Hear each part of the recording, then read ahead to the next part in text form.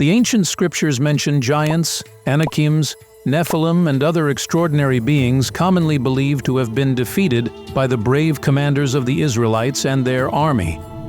However, is that truly accurate? Are they genuinely the individuals deserving recognition for eradicating the Nephilim?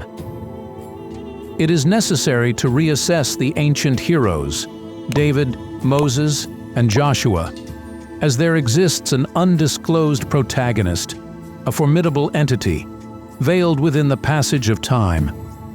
The subject we are about to reveal is significant, a character consistently disregarded in this particular context. This character may be the most crucial one in the Old Testament.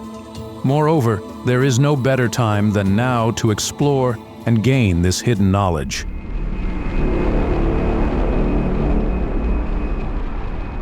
Israel conquering and annihilating entire villages to claim their lands, as commanded by God, may be perceived as amusing by many of us. Forcefully displacing individuals from their land based on religious beliefs may be considered morally unjust. It could be perceived as actions driven by subjective thoughts and imaginations. However, it is worth noting that according to God's promise to Abraham, his descendants were destined to thrive in the land of Canaan. This provides some justification for the Israelites, the descendants of Abraham, to claim ownership of the land. It is important to remember that Joseph provided shelter for the Israelites in Egypt during a global famine. However, a thorough study of the scriptures reveals a surprising truth that may challenge the popular narratives of biblical figures. While Joshua is often portrayed as the commander of war and Moses as the leader of the Israelites against various threats, a closer examination suggests a hidden force at play. It becomes evident that these victories over seemingly impossible circumstances, such as the battle against King Og, the largest giant after the Great Flood, the parting of the Red Sea, and the battle against the Anakims at Canaan, were only partially achieved by human efforts. Instead, a deeper understanding rooted in both logical reasoning and divine intervention reveals that an unseen leader is orchestrating these battles and is responsible for the demise of the Nephilim. Exodus 23:20 states, "I am sending an angel ahead of you to protect you along the way and to bring you to the destination I have prepared." Indeed, it has been verified that the divine emissary of the Lord has steadfastly led his followers during the entire process of subjugation. So we are gradually getting a picture now. In the past, we would not quite always put that an angel had always been at the forefront of the entire story, and in every challenge and difficulty they faced, as they aimed to recover the land that was taken during their period of slavery in Egypt. However, there are still numerous elements that are absent. Therefore, let us revisit the past and delve into the origins of this angel, which has intrigued numerous Bible scholars for centuries. So yes, let us hop on a bit of time travel. And do you know why the Bible is silent about the Egyptian pyramids? You can find out by watching our video. A link to it is in the description. First and foremost, the term angel to describe supernatural beings sent by God was not widely used in earlier and possibly all scenarios of angel manifestations in the Bible. In fact, several Bible scholars, such as Dr. Michael Heiser, describe angels as messengers in the sense that they are only referred to as angels when they are sent to handle a job assigned to them by God. And so, it is not a critical name needed to be assigned as a being or species of a unique kind. So, as we go back, we are not necessarily looking for the word angel, but rather for any spirit or manifestation that spoke to some of God's people from the beginning of the Old Testament. So let's get into the details. Let's look at these 7 Bible verses, and I'll read them aloud before we dig deeper into the clues they contain that will reveal this mighty character who was to be given full credit for the annihilation of the Nephilim, which is nearly impossible to achieve by any human. In Genesis 12:7, the Lord appeared to Abram and said, "To your offspring I will give this land." So he built an altar to the Lord, who appeared to him. So this is one clue. Look closely. There is no angel, but we'll get back to it later. Let's move on to the next one. In Genesis 15:1, the Lord revealed His word to Abram through a vision. "Fear not, Abram, I am your shield, and your reward will be great." Yeah, we're still on the Lord speaking, but this time in a vision. But what's my game? I haven't gotten to that yet, so let's move on to the following 5. In Genesis 15, the Lord tells Abram, "To your offspring I give this land, from the river of Egypt to the great river, the river of Euphrates, the land of the Kenites, Kenizzites, Kedmonites, Hittites, Perizzites, Rephaim, Amorites, Canaanites, Girgashites, and Jebusites." Nothing new here, but there is one significant word, Rephaim, which refers to the ancient race of giants known as the Nephilims. However, let's move on to the next one. Gen 18:3. He lifted his head and looked, and 3 men stood before him. When he saw them, he ran from the tent door to meet them, bowed himself to the ground, and said, "O Lord, if I have found favor in your sight, do not pass by your servant." We should all remember this account. In it, we can hear Abram consistently adding the Lord after speaking, indicating the presence of the Almighty Being as a man with 2 of his messengers. Isn't that interesting? We've seen all of God's direct contact with Abraham, with the exception of the last, which involved 2 angels. What exactly does this mean? According to Genesis 19:1, the 2 angels arrived in Sodom in the evening, and Lot was sitting in the city's gate.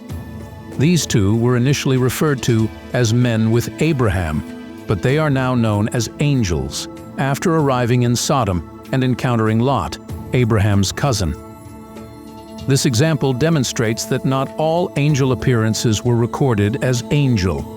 Even God was an angel, appearing as one of 3 men to deliver a message to Abraham.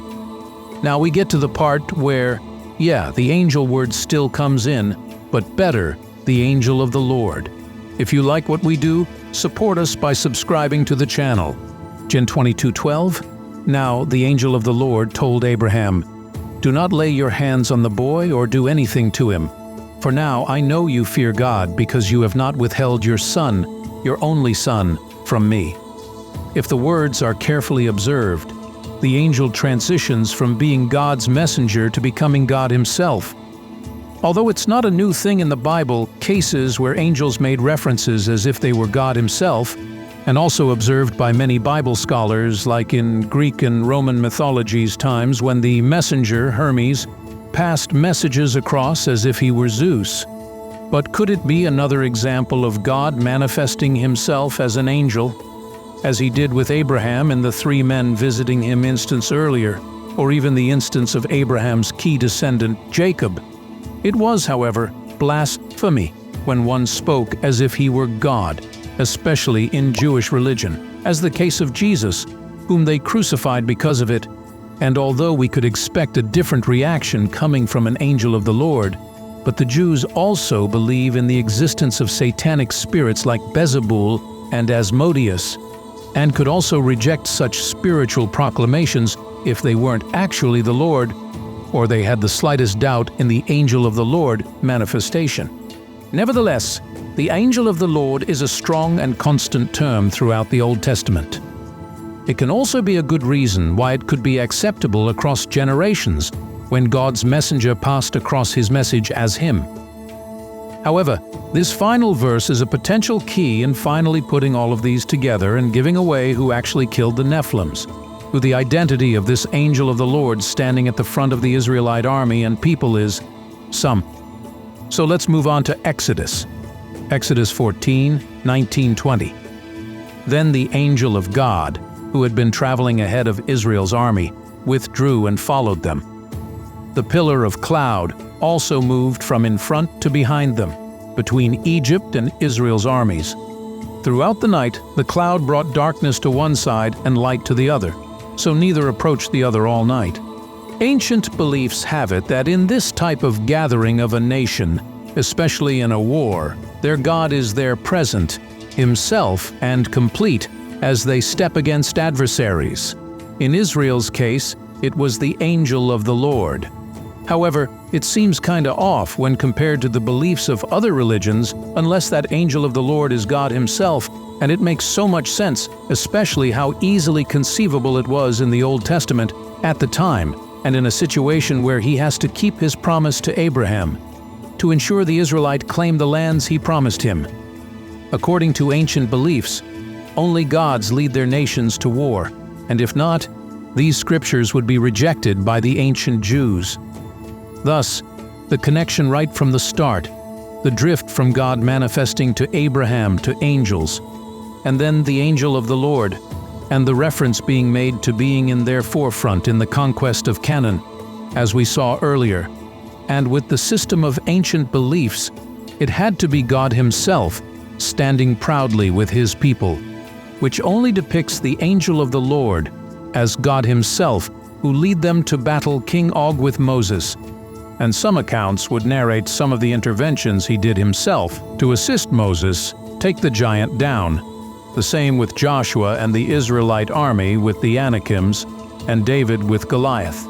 Following on from the previous verse, other Jewish beliefs include the fact that only God can forgive sins. Exodus 23:21 states, "Do not rebel against him, for he will not forgive your transgressions, because my name is in him." This portrays the angel before them as a being able to act on or forgive sins. The phrase, "for my name is in him," refers to God. Jewish customs discourage direct references to God, preferring to use terms like the name of the Lord or the Most High instead. This is sufficient evidence to show that despite God personally wiping out the giants with the flood, he came down as a manifestation to assist his people in destroying the remnants of the Nephilim race that emerged after the flood and lived among humans, as seen by Joshua and Caleb while inspecting the Promised Land. The battle to wipe out the giant race remained a spiritual war, which, while highly debatable, must be viewed as a significant prospect because it was the Lord himself who could have sent his swords through the Nephilim race alongside Joshua and his army, which also serves to justify the war Israel fought, unlike other wars in the world today. We have arrived at all this coded, hidden character of the highest divine level in the ancient texts, only through logic and careful reading of some passages. And what else is hidden there? If you want to find out, subscribe to the channel because we are just beginning to explore this hidden knowledge.